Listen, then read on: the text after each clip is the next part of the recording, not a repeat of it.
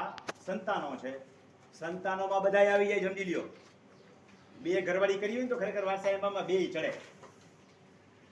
બાજુની જમીનમાં ક્યાંય વાવેતર કરીએ હોય તો કઈ જરૂર નથી, પણ આપણા સર્વે નંબરના વાવેતર તો દેખાડવા પડે. તો વારસાઈ આંબાની અંદર જે છે એ પેઢીનામું પેલા બનાવવું પડશે.